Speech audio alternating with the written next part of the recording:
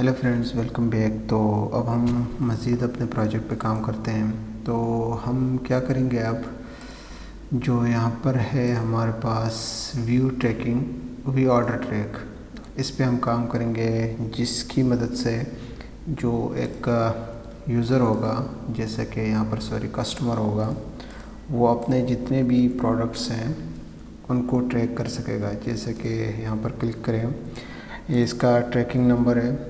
तो अगर हम यहाँ पर ट्रैकिंग नंबर दे के सर्च करें तो यहाँ पर ये जो रेलेवेंट ऑर्डर है वो कस्टमर यहाँ पर व्यू कर सकेगा। सो उसकी डिटेल्स के स्टेटस क्या है, उसका जो ऑर्डर है उसका। तो इसके लिए हम क्या कर सकते हैं, तो इसके लिए हम सबसे पहले जाएंगे यहाँ पर टैब बार में, और नॉर्मली यहाँ पर अगर हम देखें तो ये ऑलरेडी ट्रैक का जो टैब है वहीं पे है। तो हम भी ऐसा ही करते हैं। यहाँ पर हमारे पास शिपिंग का टैब है और यहाँ पर इसको हम इंक्लूड करते हैं। तो शिपिंग हमारे पास कहाँ थी, ये तो सिंपली हम इसको मैं कॉपी करता हूँ यहाँ पे, और देन हम यहाँ पर इसको पेस्ट करते हैं।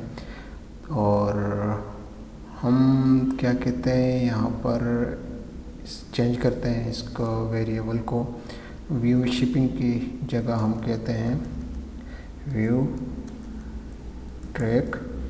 और देन ड्रॉप डाउन में हमारे पास क्या है, व्यू ऑर्डर ट्रैक। तो हम यही दे देते हैं व्यू, बल्कि इसको सारा को हम डिलीट करते हैं, व्यू ऑर्डर ट्रैक।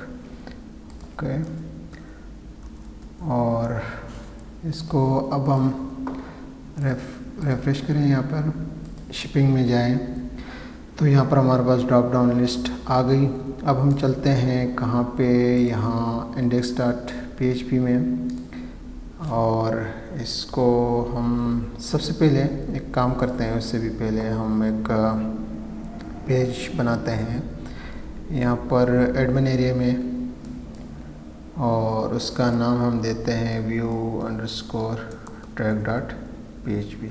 ओके, ये यहाँ पर हमारे पास पेज बन गया। अब हम इसको इंक्लूड करते हैं यहाँ पर।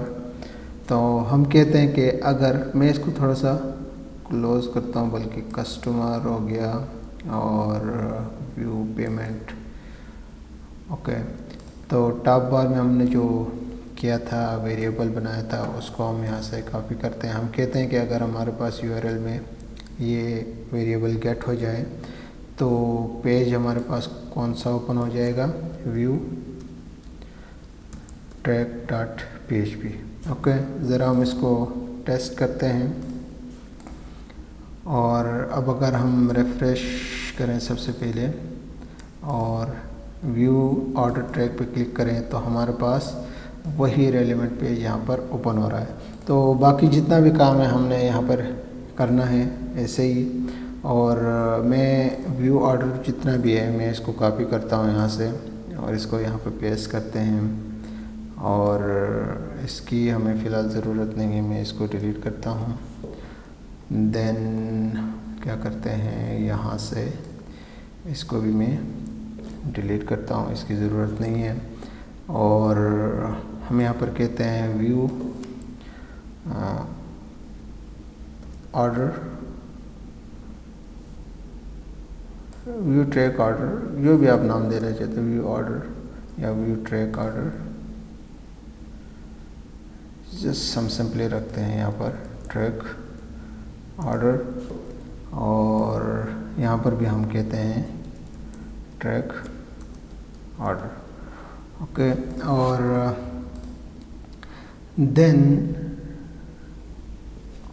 हम क्या करेंगे, यहाँ पर इसके लिए इसको हम सेव करते हैं। ज़रा रिफ्रेश करके देखें यहाँ पर, तो ये हमारे पास फर्स्ट जो पोर्शन है ये आ गया है। और इसके बाद हमने क्या करना है, सबसे पहले हम देखते हैं कि हमारे पास जो टेबल है डेटाबेस में, जैसे कि हम करेंगे जितने भी हमारे पास पेंडिंग ऑर्डर्स होंगे वो यहाँ पे होंगे। तो यहाँ पर हमारे पास फ़िलहाल चूँकि ये सारी डिटेल्स यूज़र साइड से ऑटोमेटिकली एंटर होंगी, जैसे कि एक कस्टमर है, वो यहाँ से कोई प्रोडक्ट यहाँ सेलेक्ट करेगा, ऑर्डर करेगा, तो ऑटोमेटिकली ये डिटेल्स सारी यहाँ पर सेव होंगी। तो मैं थोड़ा सा यहाँ पे काम करता हूँ, डमी डेटा एंटर करते हैं। जैसे कि हमारे पास कस्टमर आईडी है, तो हम कस्टमर आईडी के लिए 3 लिखते हैं, हमारे पास ऑलरेडी है क्योंकि ये यहाँ पर प्राइमरी की यूज़ हो रही। तो पेंडिंग ऑर्डर में यहाँ पर एज ए फॉरेन की यूज़ होती है। शिपर आईडी है, तो शिपर आईडी हम यहाँ पर देखते हैं, हमारे पास 2 है। कस्टमर आईडी 3 थी, शिपर आईडी 2 है। और देन इसके बाद हमारे पास क्या है, प्रोडक्ट आईडी। तो प्रोडक्ट आईडी हम यहाँ पर देखते हैं 4 है हमारे पास। तो चलिए हम यहाँ पर डमी डेटा को इंसर्ट करते हैं। कस्टमर ऑर्डर आईडी हम नहीं देते हैं क्योंकि ये यहाँ पर प्राइमरी की है, खुद ब खुद आ जाएगी। कस्टमर आईडी हमारे पास 3 है, शिपर आईडी हमारे पास 2 है। इनवॉइस नंबर कुछ भी आप हम दे देते हैं यहाँ पर। और प्रोडक्ट आईडी हमारे पास 4 है। और क्वांटिटी हम सपोज 1 देते हैं। Size large. और शिपिंग डेट आप कोई भी डेट दे सकते हैं, इसको हम फ़िलहाल वो नहीं करते हैं। और ये सारी डिटेल्स हैं, शिपिंग डेट कब होगी, कब शिफ्ट होगा और डिलीवर कब होगा, ठीक है। एक्सेप्ट कब हुआ ये प्रोडक्ट, ऑर्डर स्टेटस क्या है, फ़िलहाल हम यहाँ पर देते हैं पेंडिंग, ओके। और ट्रैक नंबर कुछ भी हम यहाँ पर दे देते हैं। स्टेटस वगैरह ये सारा कुछ हम डबी रखते हैं, हमें ज़रूरत पड़ेगी तो हम दे देंगे। और इमेज यहाँ पर हमारे पास फ़िलहाल नहीं देते हैं, देखते हैं कि क्या होता है, ओके। पेंडिंग ऑर्डर में जाए, यहाँ पर हमारे पास एक डमी सा डेटा एंटर हो गया। और देखते हैं कि हम क्या कर सकते हैं। अब हमने क्या करना है, यहाँ पर ये सारा काम करना है। व्यू कस्टमर ऑर्डर हेडिंग है, फिर एक टेबल होगी, उस टेबल में हम जितना भी हमारे पास इस डेटाबेस के टेबल में मौजूद रिकॉर्ड्स हैं उनको हम यहाँ पर डिस्प्ले कराएंगे, ठीक है। तो इसके लिए हम क्या करेंगे, सबसे पहले मैं एक यहाँ पर क्या करता हूँ, एक डिव क्रिएट करता हूँ, ओके। और इस डिव में हम बूटस्ट्रैप की क्लास यूज़ करते हैं, रो। और देन एक और डिव यहाँ पर मैं क्रिएट करता हूँ, सॉरी। और इसमें हम बूटस्ट्रैप की क्लास यूज़ करेंगे कॉलन LG12, हम कहते हैं कि 12 कॉलम्स को ये यूज़ करें, ओके। देन बाकी जितना भी काम होगा यहाँ पर हमारे पास हमने करना है। तो एक और डिव यहाँ पर क्रिएट करते हैं। सबसे पहले हम पैनल पे काम करते हैं, हमारे पास ये जो पैनल है, ठीक है, ये ओवरऑल। और फिर हमारे पास हेडिंग है। तो इसके लिए हमारे पास बूटस्ट्रैप की क्लास है पैनल, और पैनल डिफ़ॉल्ट हम हमेशा यूज़ करते हुए आ रहे हैं अपने प्रोजेक्ट में, तो इसी को दोबारा यूज़ करेंगे। देन हम एक और डिव यहाँ पर क्रिएट करते हैं, और बूटस्ट्रैप की क्लास को यूज़ करके हम क्या करेंगे, heading, panel heading, sorry not only heading, panel heading की हमारे पास क्लास है, वो हम यहाँ पर यूज़ करेंगे। और उसके बाद एक और डिव यहाँ पर हम क्रिएट नहीं करते हैं, स्ट्रेटली हमने चूँकि यहाँ पर क्या करना है, हेडिंग देनी है, तो हम हमेशा H3 का टैग अपने हेडिंग के लिए यूज़ कर रहे हैं यहाँ पर। तो इसमें हम क्लास यूज़ करेंगे बूटस्ट्रैप की, हमारे पास है पैनल टाइटल, ओके। और बाकी जितना भी काम होगा इसके अंदर होगा। सबसे पहले हमारे पास क्या है, इमेज है, तो इसके लिए आई टैग को यूज़ करेंगे। और इसमें हमारे पास क्लास है, क्या क्लास यूज़ करते हुए आ रहे हैं, FA मनी और FAW, ये हमारे पास क्लास है। और फिर हमारे पास क्या है, यहाँ पर ये हेडिंग है, तो हम यहाँ पर इसको हेडिंग दे देते हैं, ठीक। मैं इसको सेव करता हूँ, और अभी अगर हम रिफ्रेश करें तो यहाँ पर हमारे पास हेडिंग भी आ गई और इमेज भी आ गया। देन हमने क्या करना है, ये सारा काम करना है, टेबल क्रिएट करना है, और देन डेटा को व्यू कराना है। तो क्या करेंगे, हमारे पास यहाँ पर जो पैनल हेडिंग एंड हो रही है, क्लोज हो रही है, इसके बाद आ जाएंगे। और यहाँ से हम एक और डिव क्रिएट करेंगे, और इसमें हमारे पास क्या होगा, बूटस्ट्रैप की क्लास होगी पैनल बॉडी। हम अपना पैनल बॉडी यहाँ से स्टार्ट करेंगे। देन हम स्ट्रेटली जो टेबल है उसको यहाँ पर यूज़ करेंगे, क्रिएट करेंगे। उसके लिए हमारे पास क्लास है बूटस्ट्रैप की टेबल, और टेबल बॉर्डर की क्लास हम यूज़ करते हुए आ रहे हैं, तो ये हम यहाँ पर भी यूज़ करेंगे। और इसके बाद हम टी आर टैग को यहाँ पर लेंगे, और टी आर टैग में हमने क्या करना है, सबसे पहले हमारे पास डिफरेंट हेडिंग्स हैं यहाँ पर कॉलम्स के, तो इसके लिए हम टी डी टैग यूज़ करेंगे। और इस टी डी टैग में हम बोल्ड को भी यूज़ करेंगे, बोल्ड टैग को। तो इसमें हमारे पास क्या है, सबसे पहले ऑर्डर नंबर है, तो हम देते हैं ऑर्डर नंबर। ओके, इसी को मैं कॉपी करता हूँ ताकि बार बार लिखना ना पड़े मुझे। सेकंड है हमारे पास कस्टमर एड्रेस। ओके, ये हम देते हैं यहाँ पर कस्टमर एड्रेस। फिर हमारे पास है यहाँ पर क्या, कस्टमर कॉन्टैक्ट। ओके, और फिर मैं इसी को कॉपी करता हूँ। देन हमारे पास है अमाउंट स्टेटस। ओके, और फिर हमारे पास है यहाँ पर ट्रैक नंबर, यहाँ पर हम देंगे ट्रैक नंबर। फिर मैं इसको कॉपी करता हूँ। देन हमारे पास है इनवॉइस नंबर। ओके, देन है हमारे पास एक्सेप्टेड डेट, और देन है हमारे पास शिपिंग डेट।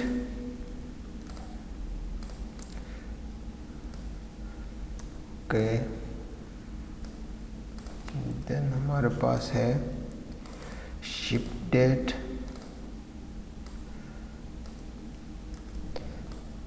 देन हमारे पास है डिलीवर डेट। ओके, काफ़ी बड़ी हमारे पास टेबल है। देन है हमारे पास ship status. Okay, then edit और डिलीट के लिए हमारे पास तो यहाँ पर है एडिट, देन हम कहते हैं यहाँ पर डिलीट। ओके, सेव करते हैं और इसको ज़रा रिफ़्रेश करके देखें तो यहाँ पर हमारे पास क्या है, जितने भी हेडिंग है वो सारे का सारा यहाँ पर आ गया। अब हमने क्या करना है, इन डेटा को जो हमारे पास यहाँ पर टेबल में मौजूद है उसको हमने डिस्प्ले कराना है। ठीक है, जो भी डेटा है कुछ मिसिंग है यहाँ पर, तो जब हम ये सारा काम करेंगे और यूज़र की तरफ से, कस्टमर की तरफ से जब डेटा इंसर्ट होगा तो ये सारे डिटेल्स ऑटोमेटिकली यहाँ पर आ जाएंगी, तो वो भी ट्रैक होगा, नो प्रॉब्लम। और इसके बाद हम क्या कर सकते हैं, चूँकि हमने यहाँ पे आना है इस टी आर टैग के बाद, और यहाँ से हम स्टार्ट करेंगे अपनी PHP को। ठीक है, और सबसे पहले हमने इसमें क्या करना है, क्योंकि हमारे पास अगर हम देखें तो ऑर्डर नंबर है जो ऑटोमेटिकली हर ऑर्डर के लिए एक इंक्रीमेंट होना चाहिए, तो इसके लिए एक वेरिएबल बनाते हैं आई के नाम से, जो भी आपने नाम देना है वो दे सकते हैं, जो स्टार्ट होगा इक्वल होगा 0 से।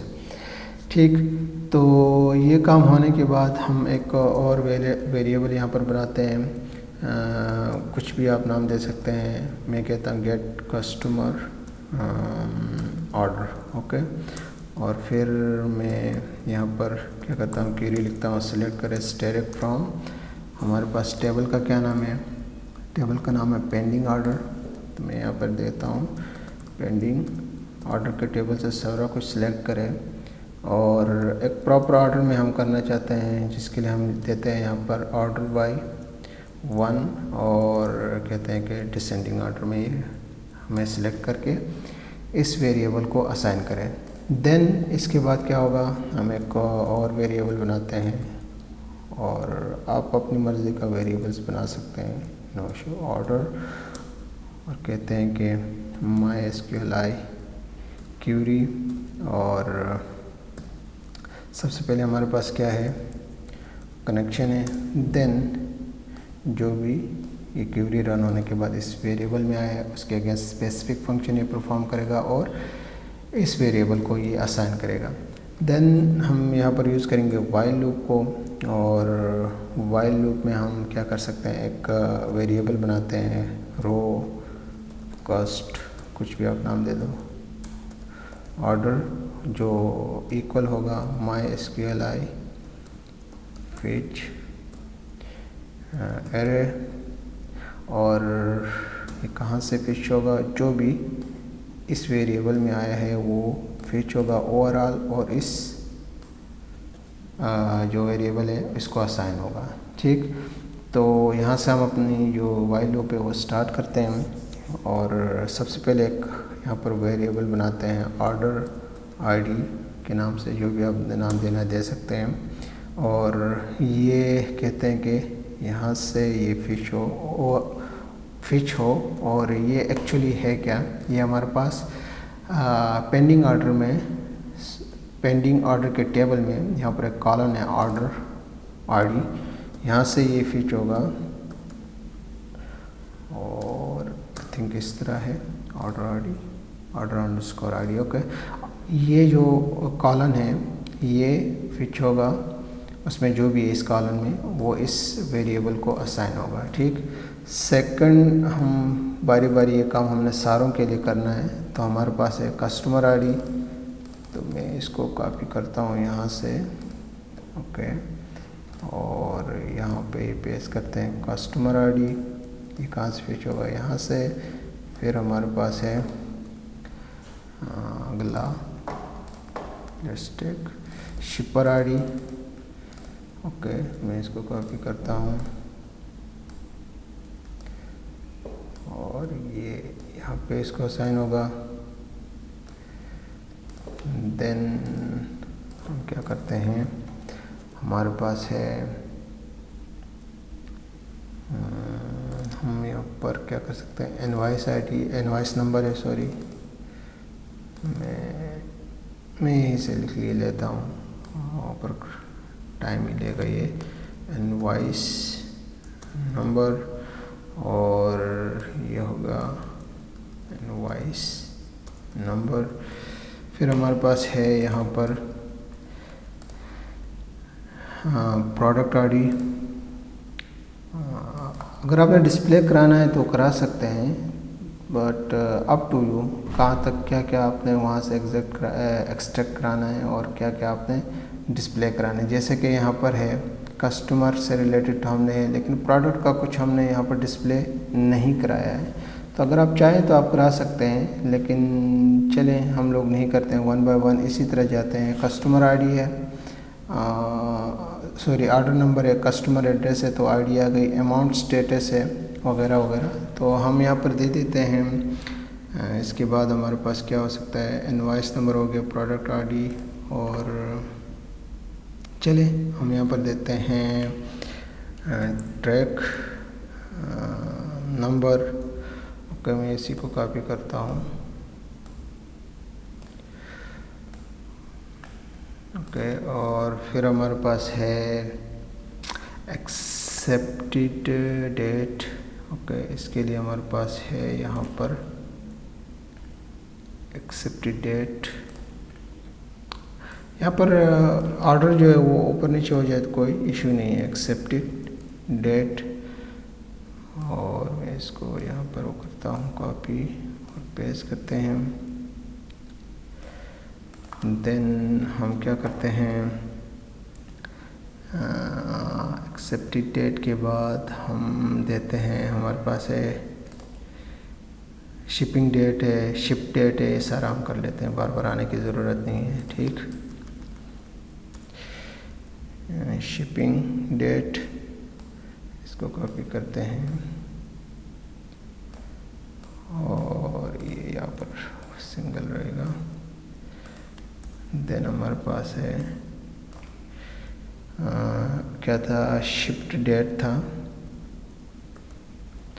ओके, शिफ्ट डेट, फिर हमारे पास था फिर हमारे पास है यहाँ पर डिलीवरी डेट, तो इसके लिए इस तरह करते हैं डिलीवरी डेट, और यहाँ पर भी हम इसी तरह लिखते हैं डिलीवरी डेट। ओके, देन हमारे पास क्या है, और है क्या मिस हो गया,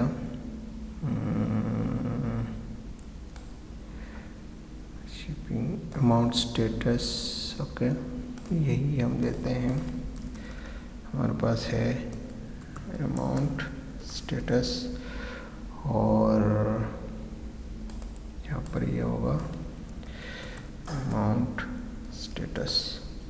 ओके, फिर हम क्या कर सकते हैं, आई थिंक ओके तकरीबन हमने दे दिया है। शिपिंग डेट, साइज़ वगैरह हम यहाँ पर डिस्प्ले नहीं कराना चाहता। हमारे पास टेबल में है क्या चीज़, कस्टमर एड्रेस है, कॉन्टैक्ट है, अमाउंट स्टेटस, ट्रैक नंबर भी हो गया, इनवॉइस हो गया, एक्सेप्टेड डेट, शिपिंग डेट और शिप डेट और डिलीवरी डेट और shipping status, ship status. Okay, इसको हम दे देते हैं यहाँ पर। इस शिपराड़ी की हम यहाँ पर डिस्प्ले नहीं कराना है, तो मैं क्या करता हूँ, बल्कि इधर ही लिख ही लेते हैं ताकि आपको कन्फ्यूजन ना हो। तो ये है, क्या था हमारे पास कॉलन, इसके लिए ship status. Okay, ship status I think double P है। ओके, यूज़ करते हैं डबल पी, और मैं इसको कॉपी करता हूँ, और इसको हमने डिस्प्ले नहीं कराना, तो इसकी ज़रूरत नहीं है। ठीक, ये हो गया। अब हमने यहाँ पर बारी बारी क्या किया, वेरिएबल्स को ये असाइन किए, फीच करा के जो टेबल के कॉलन है वहाँ से। तो अब हमने यहाँ पर हम क्या करते हैं, टीआर टैग को यूज़ करते हैं, क्योंकि अब हमने इन चीज़ों को डिस्प्ले कराना है। सबसे पहला काम हम क्या करते हैं, हम कहते हैं कि जो PHP है वो यहाँ पर स्टार्ट हो, और ये जो वाइल लूप है जो यहाँ पर क्लोज हुई है वो एक्चुअली यहाँ पे क्लोज हो। ओके, फिर मैं क्या करता हूँ, यहाँ से मैं कॉपी भी कर सकते हैं, अप टू यू। मैं चलो कॉपी कर लेते हैं, बाद में हम इसको एडिट करना हो तो एडिट भी कर लेंगे। ओके, मेरे ख्याल में एक को कॉपी कर लिया तो काफ़ी था। तो यहाँ पर हम सबसे पहले क्या करते हैं, ऑर्डर नंबर। तो हमारे पास हम उसके लिए PHP को स्टार्ट करते हैं। तो यहाँ पर हमारे पास होगी PHP। ओके, और हम यहाँ पर कहते हैं कि इको करें क्या, हमारे पास है ये जो वेरिएबल है, ये हमारे पास यहाँ पे इको होना चाहिए। इको करने से पहले हमने यहाँ पर एक काम करना है, इसको वेरिएबल को हमने ईच टाइम के बाद 1 का इंक्रीमेंट भी कराना है। ओके, ये भूलना नहीं है, अगर ये भूल गए तो ये इंक्रीमेंट नहीं होगा। ठीक, ये हो गया। फिर मैं इसको कॉपी करता हूँ, यहाँ पर इसको पेस्ट करते हैं। फिर हमारे पास है कस्टमर आईडी है हमारे पास। तो हम यहाँ पर कस्टमर, हमारे पास क्या था, यहीं से हम देख लेते हैं। हमारे पास यहाँ पे कस्टमर एड्रेस है। यस, तो इसके लिए हमने क्या करना है, सबसे पहले क्योंकि ये कहीं किसी और टेबल से हमारे पास आ रहे हैं, तो इसके लिए हम यहाँ पर क्या करेंगे, इसके बाद हम एक काम करते हैं, यहाँ से एक वेरिएबल यहाँ पर हम क्रिएट करते हैं। हम कहते हैं कि गेट कस्टमर, या कोई भी आपने नाम देना है वो दे सकते हैं। और हम कहते हैं कि सिलेक्ट करो steric from customers, I think यही है हमारे पास टेबल कस्टमर्स, या कस्टमर के टेबल से ये सिलेक्ट करो वेयर। हमारे पास कस्टमर टेबल में, अब हमने जाना होगा कस्टमर टेबल में, यहाँ पर है customer ID, where customer ID is equal to, किसके इक्वल है, अगर हमारे पास ये जो आईडी वेरिएबल है इसके अगर इक्वल हो तो उससे रेलेवेंट का रिकॉर्ड वो सिलेक्ट करे और इस वेरिएबल को ये असाइन करे। ठीक, तो इसके बाद हम क्या करेंगे, यहाँ पर हम एक और वेरिएबल बनाएंगे रन कॉस्ट के नाम से, या कोई भी आप नाम दे दें, MySQLi क्यूरी और कनेक्शन है, देन जो भी आया है इस वेरिएबल में उसके अगेंस्ट स्पेसिफिक फंक्शन परफॉर्म करेगा। और देन हमने क्या क्या चीज़ें इस आईडी के अगेंस्ट डिस्प्ले कराने हैं, एक तो कस्टमर एड्रेस और दूसरा कस्टमर कॉन्टैक्ट। तो कस्टमर के टेबल में हमारे पास कस्टमर एड्रेस का है कस्टमर अंडरस्कोर एड्रेस। तो मैं यहाँ पर क्या करता हूँ, सबसे पहले एक वेरिएबल बनाते हैं रो कास्ट के नाम से, और हम यहाँ पर कहते हैं MySQLi फिच एरे, और ये कहाँ से इसने फिच करना है, यहीं से जो भी इस वेरिएबल में है वहीं से इसने फिच करना है। और हमने इस क्या एक्सट्रैक्ट कराना है, तो सबसे पहले हम एक वेरिएबल बनाते हैं, मैं कहता हूँ कस्टमर एड्रेस, क्या यहाँ पर कॉलम में कुछ भी आप नेम दे सकते हैं, मैं सेम रखता हूँ। ठीक, और ये फिच होगा कहाँ से, ये फिच होगा कस्टमर एड्रेस। अगर हम देखें पेंडिंग, तो यहाँ पर हमारे पास क्या है, कस्टमर आईडी और कस्टमर्स के टेबल में customer address. Okay, customer address, yes. तो ये यहाँ से फिच होगा और इस वेरिएबल को असाइन होगा। देन मैं कॉपी करता हूँ, सेकंड हमने क्या करना था, कस्टमर का कॉन्टैक्ट नंबर है, तो इसके लिए हमारे पास टेबल में क्या है, कस्टमर कॉन्टैक्ट। ओके, तो सेम इसी तरह रखते हैं, customer contact, customer contact. Okay, क्योंकि ये डिफरेंट टेबल से आ रहा था तो इसके लिए हमने ये काम करना होगा। अब हम यहाँ पर क्या कर सकते हैं, हमने यहाँ पर इको कराना है एड्रेस को, तो एड्रेस के लिए हमारे पास है यहाँ पर जो भी इस वेरिएबल में फिच होके आया है वो यहाँ पर हमें डिस्प्ले करें। फिर हम इसी को कॉपी करते हैं और सेकंड हमारे पास है यहाँ पर कस्टमर कॉन्टैक्ट, वो यहाँ पर हमें डिस्प्ले कराना है इसने। ठीक, फिर है हमारे पास अमाउंट स्टेटस, या क्या था, अमाउंट स्टेटस। तो अमाउंट स्टेटस के लिए ये हम यहाँ पर सबसे पहले मैं इसको कॉपी करता हूँ ताकि हमें बार बार लिखना ना पड़े। Amount status, okay, sorry, copy, और यहाँ पर अमाउंट स्टेटस आ जाएगा। फिर मैं इसी को कॉपी करता हूँ, सेकंड ट्रैक नंबर हमारे पास। तो ट्रैक नंबर के लिए हमारे पास था वेरिएबल जो भी इसमें फिच होके आया है इस वेरिएबल में। फिर मैं इसी को कॉपी करता हूँ, है हमारे पास इनवॉइस नंबर। तो इनवॉइस नंबर के लिए हमारे पास यहाँ पर क्या है, वेरिएबल ये जो भी इसमें फिच होके आया है। ओके, देन एक्सेप्टेड डेट, उसके लिए हमारे पास यहाँ पर वेरिएबल है ये।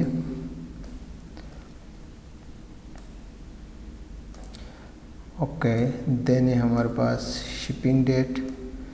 तो शिपिंग डेट के लिए हमारे पास था वेरिएबल ये,